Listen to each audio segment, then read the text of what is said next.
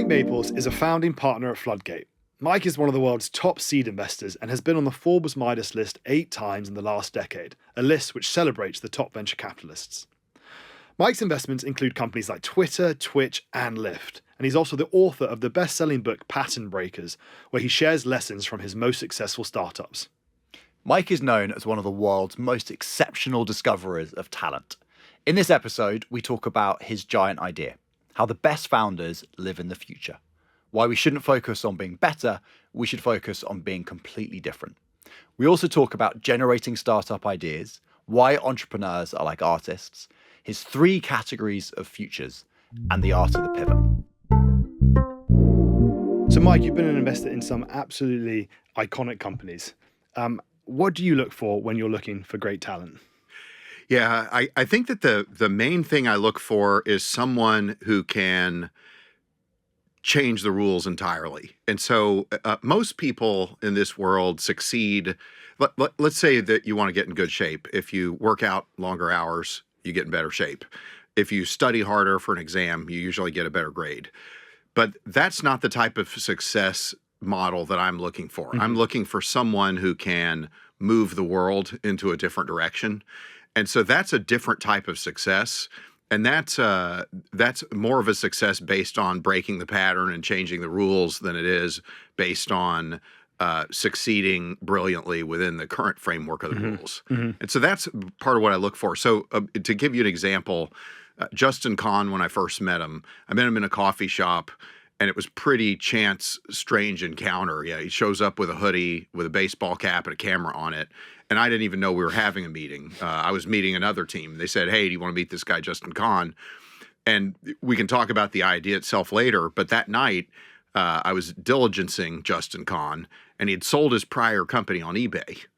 And I just thought, like, who does it? I didn't even know it's possible to sell a company on eBay. I think he might be the only one to have done that. The only one I've ever met who's done it. And so, here's this 23-year-old kid who's sold his company on eBay for $250,000. And those are the types of people I've had good success with. Brian Chesky, when he sold cereal boxes to fund Airbnb, which unfortunately I didn't invest in, but those are the types of people who can be unconventionally successful is what I'm really looking for. So quite iconoclastic in a way. A little bit, yeah. And, so they have to have this trait where they're willing to think for themselves, but also willing to act in unconventional ways, right? It's not enough just to think different. You've got to act different. And so I look for the person who embodies both traits. And so, Mike, when we think about what great talent looks like, often you can look at resumes and you can, want shiny people who've been to Harvard Business School or they've been at, Goldman Sachs or whatever, or that, not from those worlds, but just a really clear track record of achievement. The reality, actually, with a lot of the very biggest companies is they're people like Justin Kahn who, turn up in a hoodie in the coffee shop, and there isn't on paper anything that obvious. With him, it was that he'd sold this company on eBay. That was interesting. Do you look for some kind of evidence that these people have achieved extraordinary things already, or are you looking for something else? I look for some evidence that they independently decided to work on projects of their own that they were obsessed by. And so that's often a good marker for success. And it's interesting too, because a lot of these great founders, they're successful by conventional methods as well. So like, for example, Justin Kahn went to Yale. Brian Chesky went to Brown. A lot of the really good founders have a conventionally good-looking educational track record, but it's like they're sort of iconoclasts within a sort of a more conformist backdrop, right? And so they're iconoclasts in an environment where they're able to be conventionally successful, but they're unconventional people. And it's interesting, that seems to be true of people in a lot of fields with breakthroughs. Isaac Newton, right, had some new ideas about the world, but he was in an academic setting where, he was surrounded by, academic rigor. I think that the same, Einstein was a pretty iconoclastic thinker, but he was well academically grounded and pretty rigorous. So a lot of these people have what looks like a conventionally successful academic background, but I think it's just because they have such a high IQ that they can succeed without it being the primary thing they focus on. Are there any questions you sort of ask when you meet these folks to try and tease that out? Yeah, there's a few things. One of the questions that I really like to get at is just how do they come up with the idea? And so I want to believe that they came up with the idea honestly. So a lot of startup ideas happen because the founder tries to think of a startup. And I think that's a path to not terrible. Yeah, motivation. I think that's a path to not so good. And there's a set of reasons for that. But so if I find out that the startup idea came from, ideating where you put Post-it notes on a whiteboard or, that kind of stuff, that concerns me. And so most of the founders that I've worked with who've had the most success, they got obsessed with something going on in the future. And they had a front row seat in the future before the rest of us. And they were just down this rabbit hole where they were, opening new fractals of knowledge, and they were discovering undiscovered things because they were interested in it just for its own sake. And then by doing that, they discovered the undiscovered. Amazing. You've got this idea of living in the future. Tell us about that.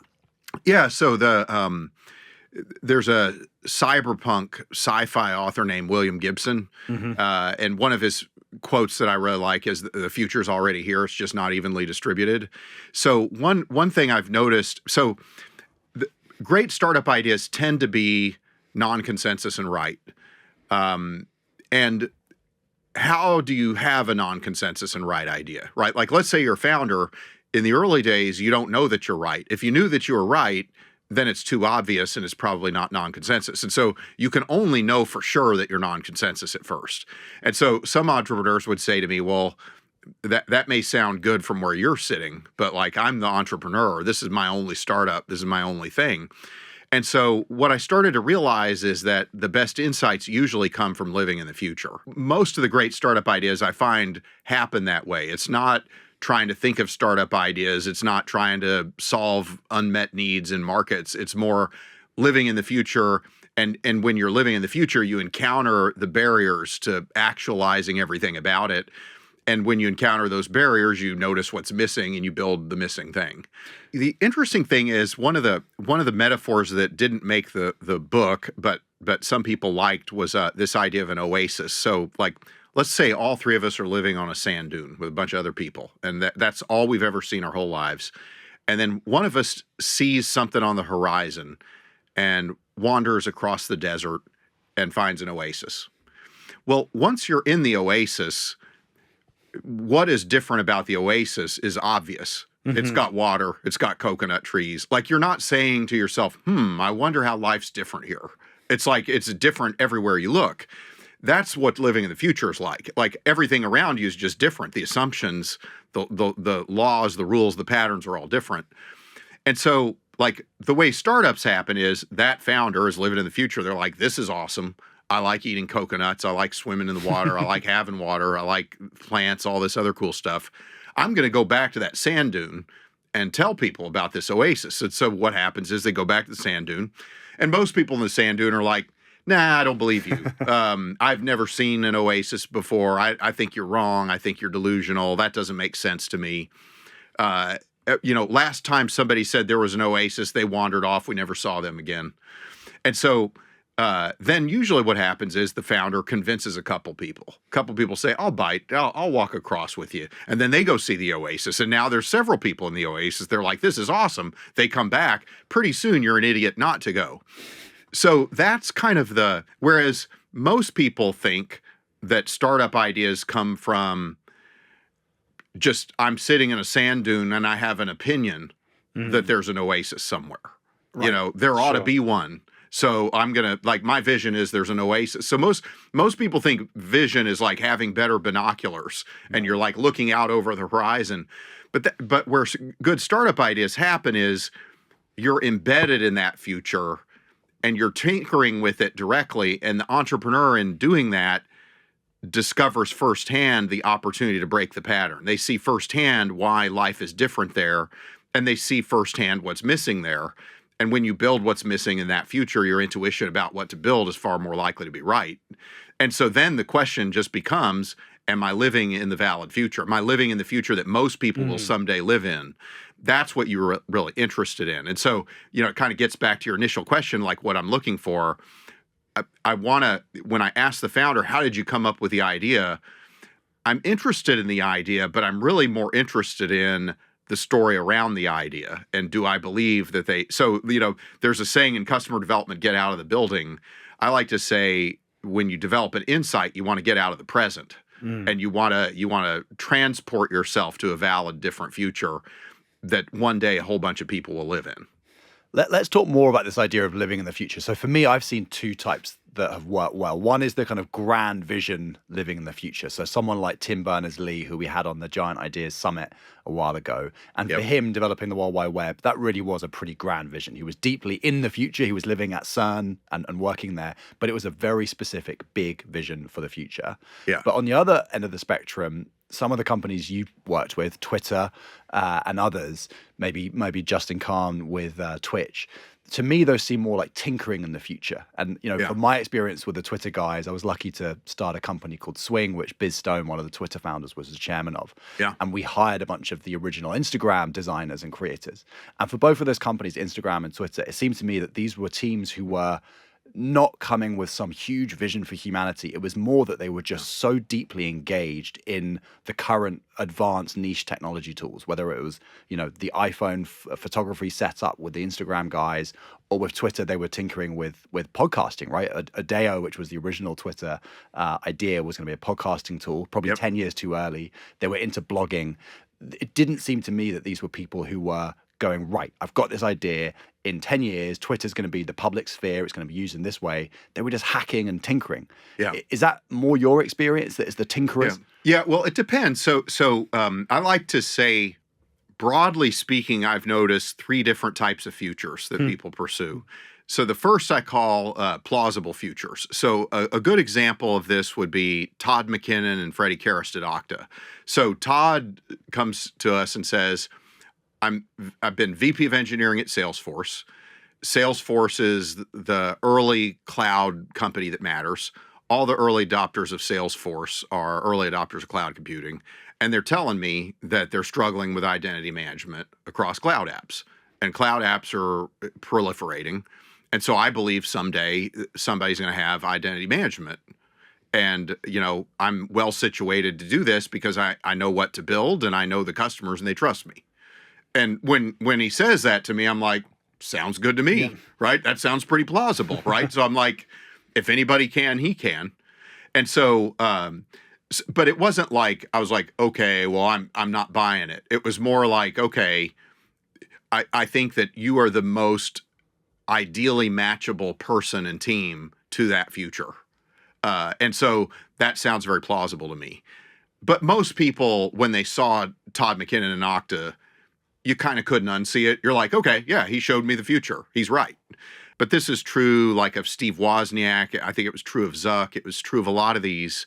I call them possible futures. And a possible future is one where most people, when they see it, they're just kind of like, whatever. Like most people, when they saw the browser, most normal people at first didn't think it was important. They so like these possible futures tend to get dismissed as toys. The early days of crypto, the early homebrew personal computers, early social network types of things at the college campuses. So, they usually have these dynamics where they have a groundswell of really excited alpha geek types of people or early adopters. But most normal people don't think it's going to be important at first until it is. And then you have the third type, which I like to call preposterous futures. So a plausible future, when you hear it, you're like, I can't unsee it. I agree. A possible future, most people are like, okay, you explained it to me, but I'm like, whatever. There's a few people who like it, but I don't get it. A preposterous future, it's like, okay, you're Elon Musk, you're going to start a rocket company. Good luck. Right. And so, the preposterous company, it's like, you could tell the whole world you don't have to be in stealth because nobody believes you can do it. And it seems crazy and it seems impossible. And so, another example of a company like that was Moderna, right? They raised $5 billion and took 10 years before they shipped a first product. And so in order to pull one of those off, you have to be a miraculously good fundraiser. You have to be incredibly persuasive.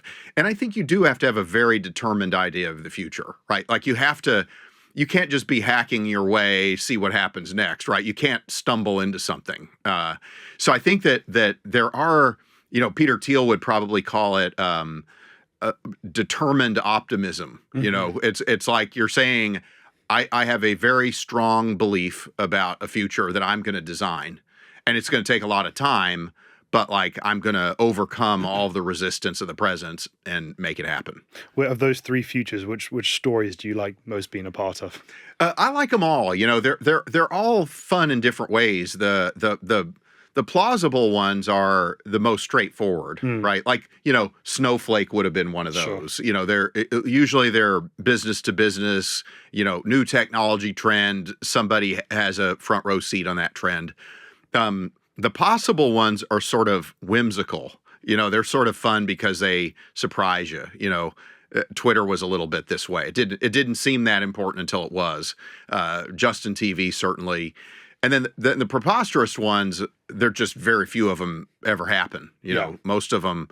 This is one of the problems with some of these hard tech investments is a lot of the hard tech investments, you look at the founder and you say, I think they could build the widget, maybe, but they're going to have to do a lot more than that for something like, let's say somebody comes in with a quantum computer. I'm like, okay, you got to last long enough to not only survive, but succeed. And that's going to be more, you're not going to just engineer your way out of that, right? There's a bunch of other things you got to be good at. What did you see in the Twitter founders? Well, I was pretty lucky on that one. So when I met Evan Williams, he had just come out of Google. So he'd sold Blogger to Google. And I was really excited about podcasting. And so I created my own podcatcher, podcasting at the time. There was this open source software called iPodder. And so I was catching, and I was also broadcatching, catching video, right? And also using BitTorrent. So I thought it was a really exciting trend. And when Ev presented what they were doing with Odeo, I thought he was the natural guy to do it, right? He'd done the blogging software. He had a really good taste for products. And Ev just has a way of naming things and describing things, just really good. And so I thought, okay, that's the one. And then a week after I invested, Apple decides to give podcasting away for free on iTunes. And that's a problem because, like, at the time, there were no iPhones. There were no devices really to play tunes on other than iPods. And so if Apple owns the device you play the tunes on and they give away the podcasting for free, it's hard to imagine you have a business. Yeah. I had one of my first startups was a online marketplace for college musicians to sell their music online. This is a long time ago now, and we had Mumford & Sons, Ellie Goulding, some big names. Yeah. But then iTunes came along and basically allowed everyone to independent artists to sell and stream their music through that, and that pretty much killed us overnight. Yeah, yeah, and that happens sometimes. It's actually rarer than I think most realize. Like, I haven't had very many startups fail because a big incumbent just came out of nowhere and just obsoleted their business in one day. I think that people are afraid of that happening a lot more than the reality of it. It's happening a lot now, though, with the AI platforms, I would say. Yeah, there's probably some truth to that. Yeah, I think that, but far and away, the biggest reason I've seen startup fail is what Paul Graham would say, which is they just didn't make something people wanted. Yeah, they had an opinion about what people wanted, but their mental model of what the future was and what people wanted was in their head. It wasn't the reality of what people really wanted.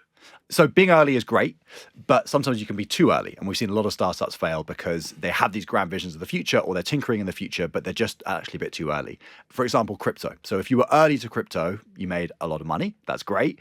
But consistently, we've seen people who are trying to build applications on the blockchain. That was too early 10 years ago. It was too early 5 years ago. It's probably maybe too early today even. People consistently get that wrong. Tell us about when it's too early and it should be obvious that it's too early.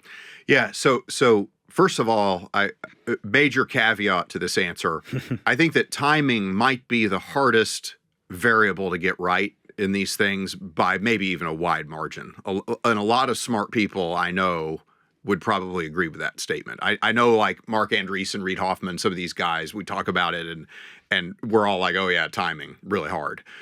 So the idea that we had with this notion of inflections is that an inflection is a turning point.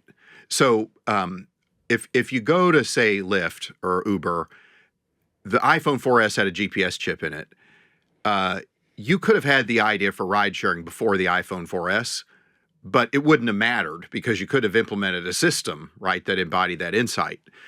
So what we wanted to do with the inflection theory was to say, why is it that something new has just been introduced that for the first time ever provides a new specific form of empowerment for specific people? And the reason that we wanted to do that way is, one is we just wanted to know, is this startup idea powerful? Is it powerful enough to change the subject?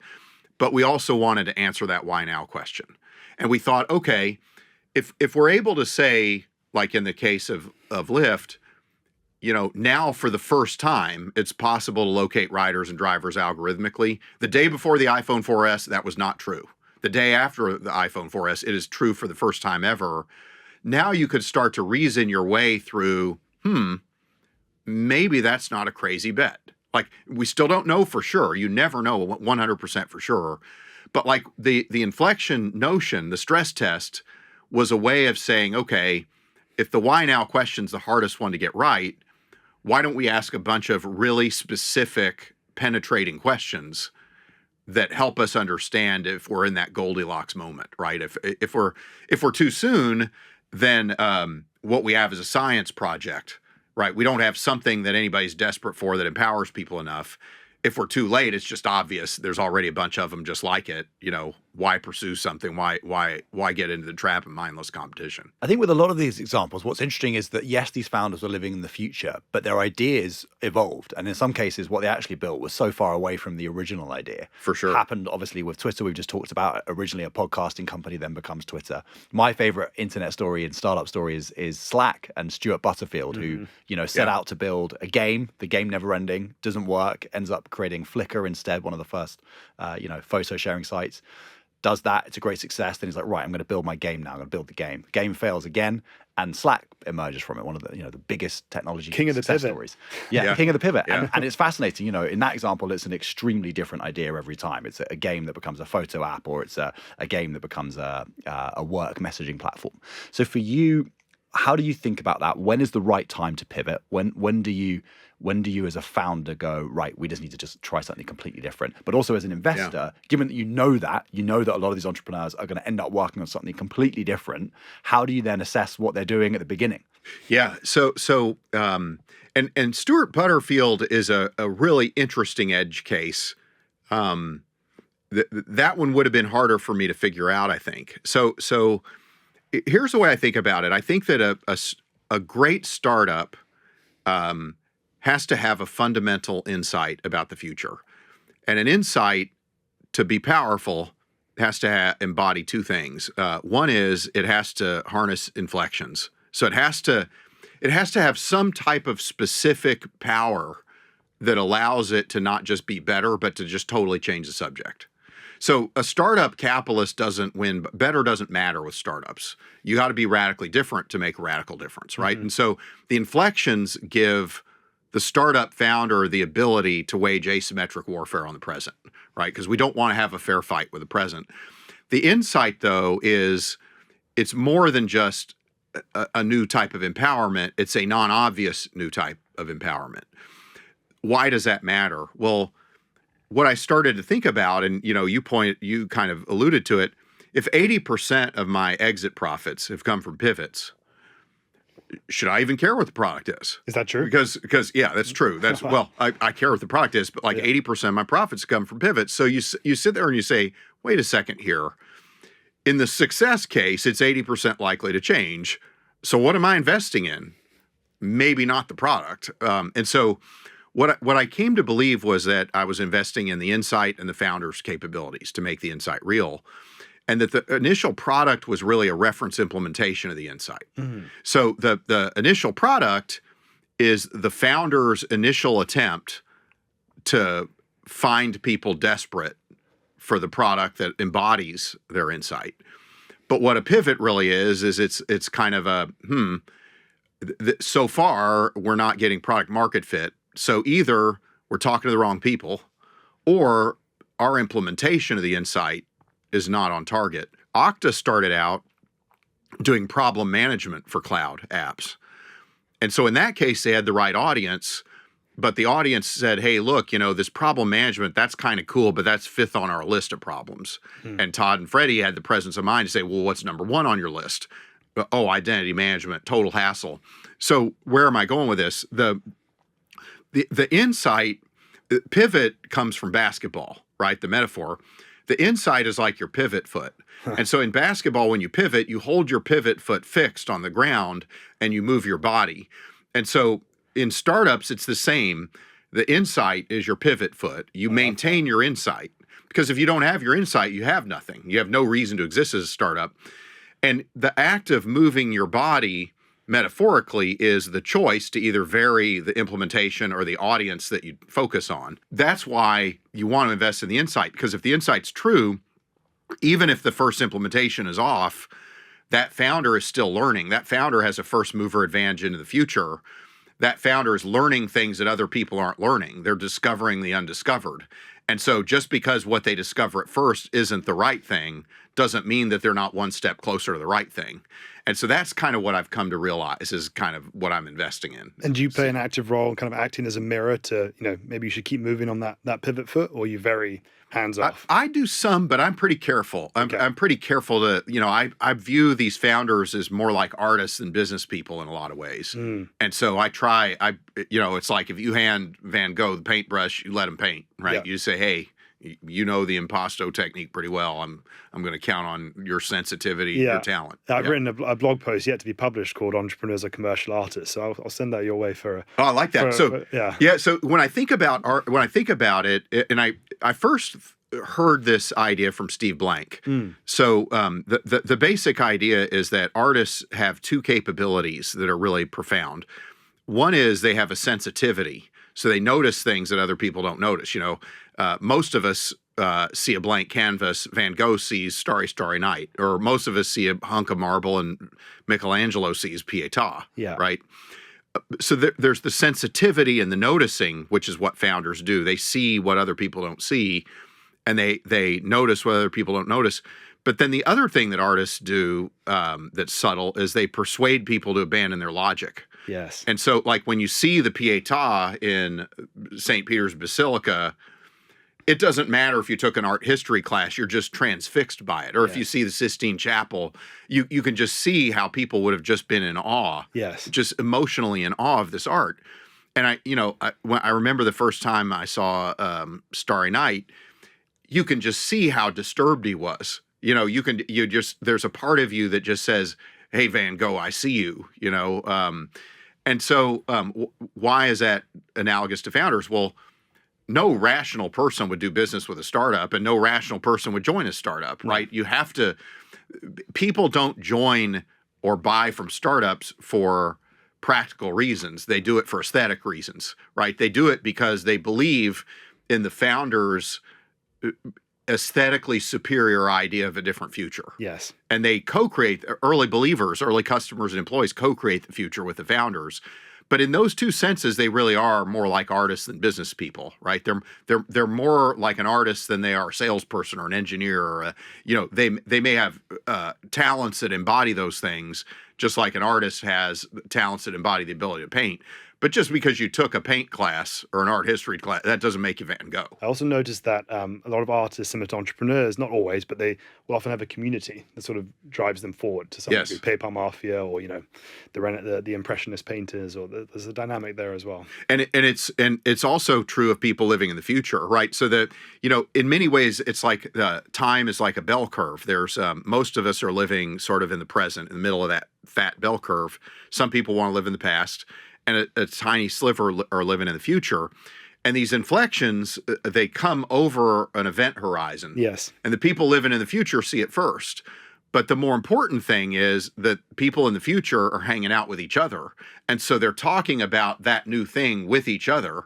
And so they're exposed to a different set of assumptions about what's going on.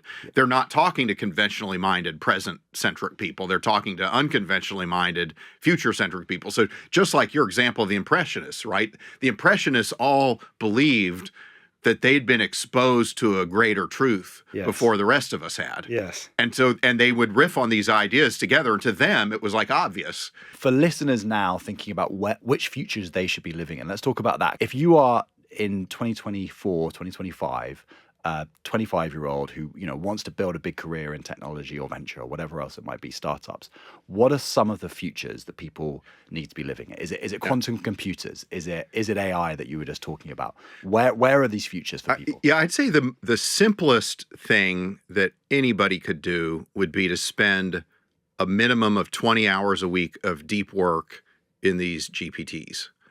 And so, whether it's Chat GPT or Claude, for example, or Perplexity. So why do I think that? So, I talk sometimes about inflections being the thing that lets the founder change the future, right? So like the ride-sharing companies, the inflection was the iPhone 4S had a GPS chip in it. And their insight was that, that means you could do Airbnb for cars. And then the ride-sharing app was the product, right, that embodied that insight. But occasionally you get something that's bigger than an inflection. And it's happened twice in my life so far, and I think that AI is the third time. So the first was personal computing, and that sea change was really the era, I call it mass computation. So computers before the microprocessor were expensive. You had a data center, you had an IBM mainframe with a bunch of guys running around in lab coats.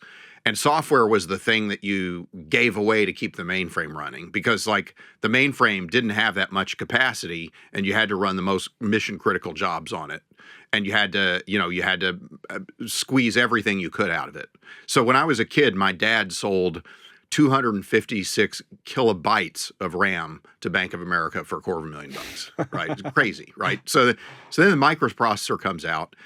And now all of a sudden, computing goes from being the scarce, expensive thing to becoming approaching free. And so now you have a computer in every desk in every home, or at least that's the direction you went.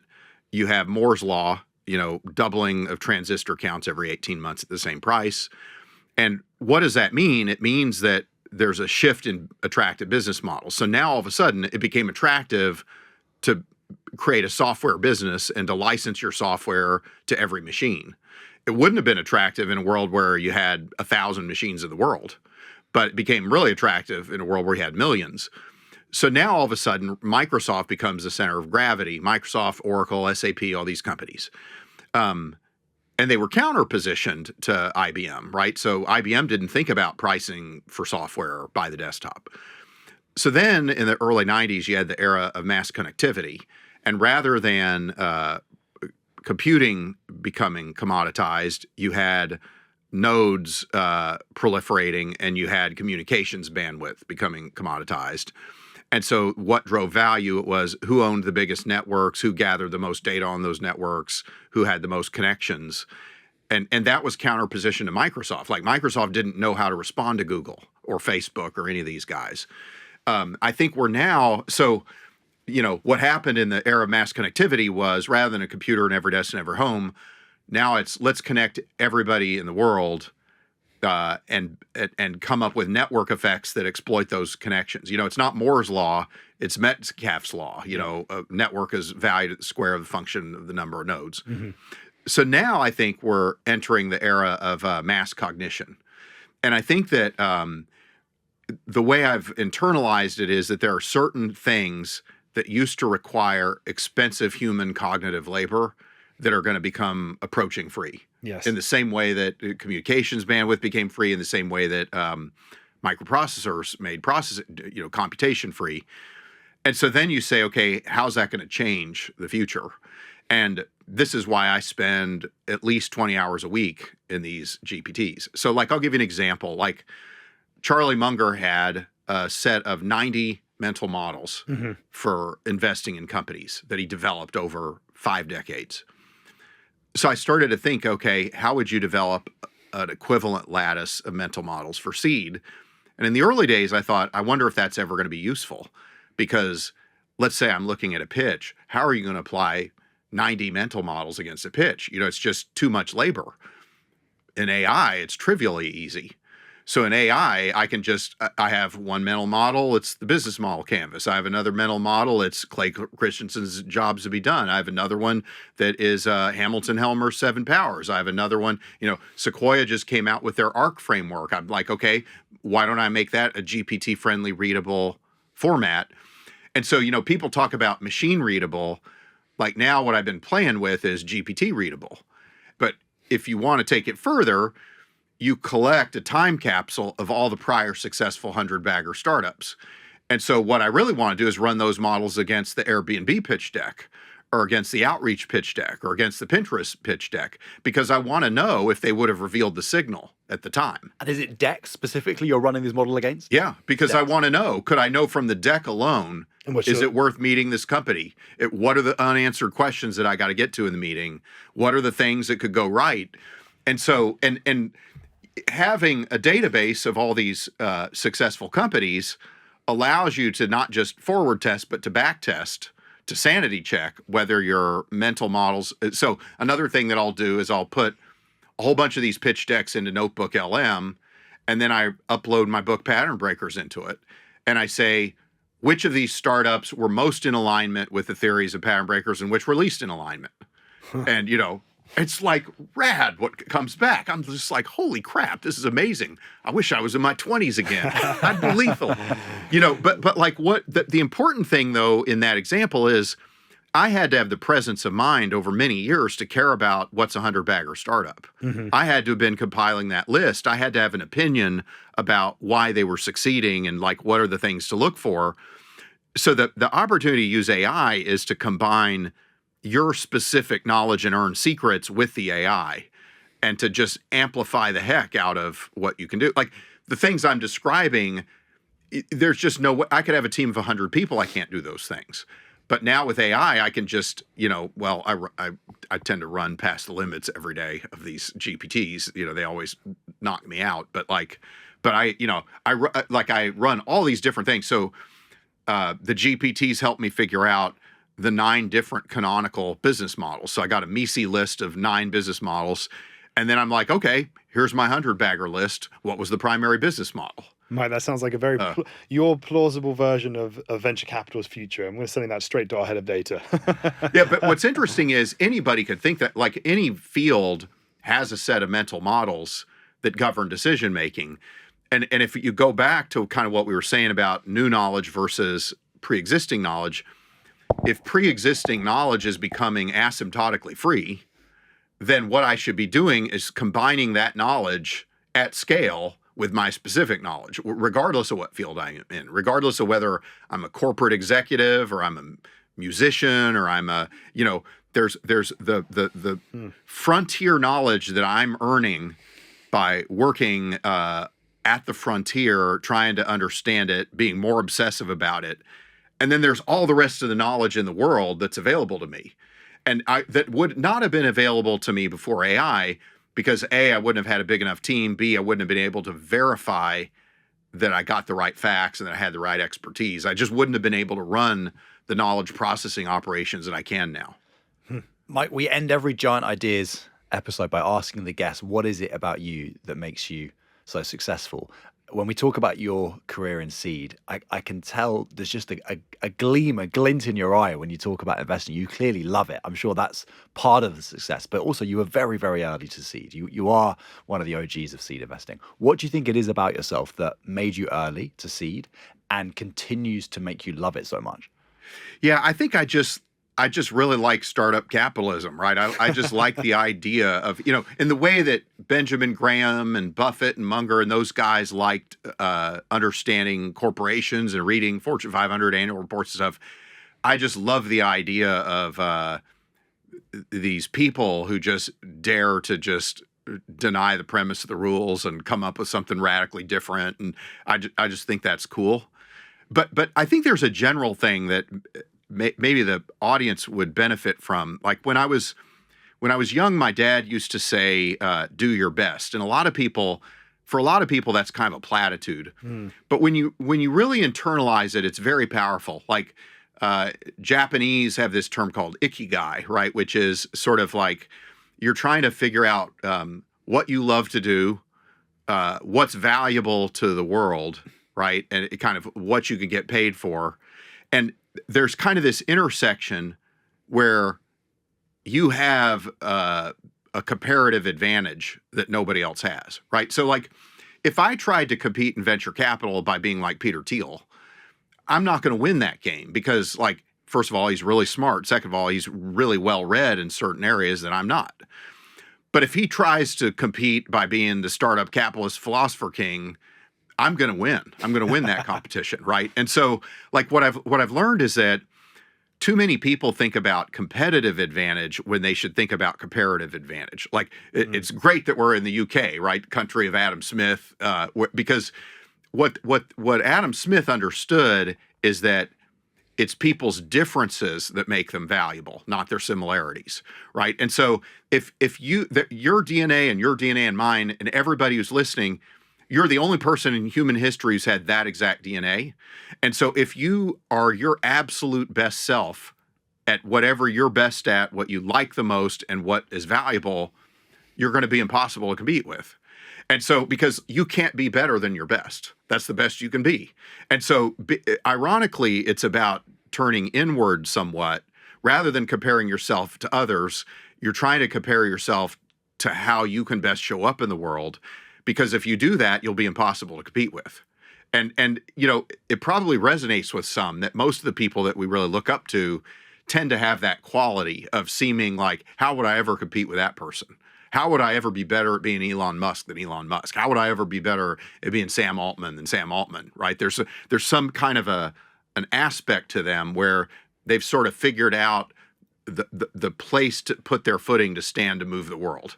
And that's their unique place, their unique toehold that they can have. That's the single best answer to that question we've had on the podcast so far. The thing that's so inspiring about it, and where I'm grateful to my dad, is that like anybody can benefit from that advice. Anybody in the world. All of us are our own independent nodes on a network of people of humanity, and each one of us has a comparative set of advantages that we can appropriate value for. No matter how we showed up in the world, no matter what we have, no matter what our assets and liabilities are. You're quite the storyteller and communicator, Mike. Yeah. Uplifting way to end. Mike, thank you so much for sharing your giant idea today. All right. Really appreciate it. Okay. Thank you.